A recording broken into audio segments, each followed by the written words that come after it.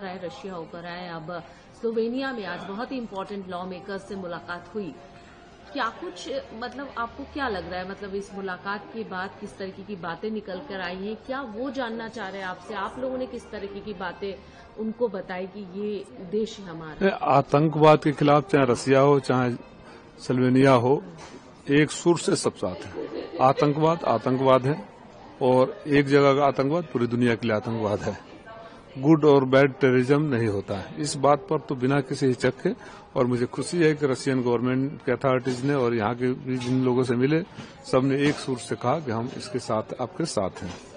हाँ, सलाह देना बातचीत के लिए स्वाभाविक है। कोई भी ये नहीं कहेगा कि आप जाओ लड़ जाओ, उनकी बात हम समझते हैं, लेकिन हम भी ये समझाने का प्रयास किया और मैंने स्वयं भी उनसे कहा कि अगर बातचीत करना हो तो किससे किया जाए, क्योंकि दुनिया का सबसे बड़ा आतंकी गिरोह पाकिस्तान की सेना है और वहां का जो आर्मी चीफ है सबसे बड़ा आतंकवादी है। और उसका आतंक का माहौल यह है कि वहां की जो पपेट गवर्नमेंट है उसके प्रधानमंत्री को उसको फील्ड मार्शल देना पड़ा।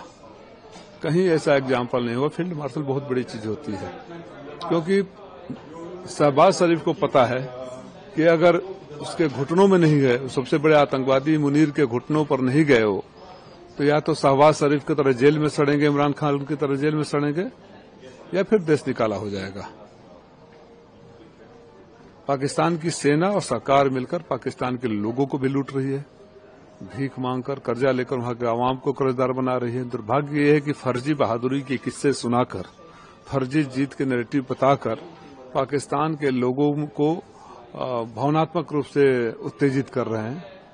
पाकिस्तान के लोगों को भी एहसास होगा कि उनका देश कोई सरकार नहीं, आतंकी चला रहे थे, लेकिन तब तक बहुत लेट हो चुका होगा और पाकिस्तान एक बार फिर टुकड़ों में बंट जाएगा।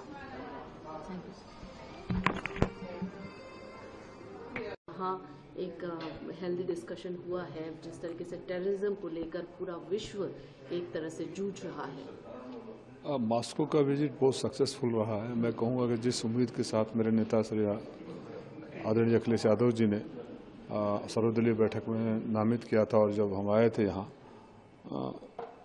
तो उस उम्मीद को पूरा करने में हम कामयाब रहे हैं। रसिया खुद टेररिज्म से पीड़ित है, उसको दर्द का एहसास है, और रसिया हमारा सबसे पुराना, सबसे विश्वसनीय साथी है। हमने उनके सामने अपनी बात रखी और उन्होंने बिना किसी झिझक के कहा कि इस आतंकवाद की लड़ाई में हम आपके साथ हैं।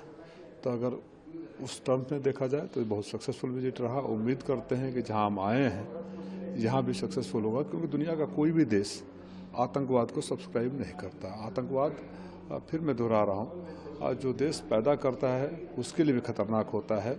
और ये पाकिस्तान के लोग समझेंगे कि वहाँ की जो सरकार है, जो वहाँ की मिलिट्री है, वो उनको भी धोखा दे रही है, दुनिया को केवल धोखा नहीं दे रही है।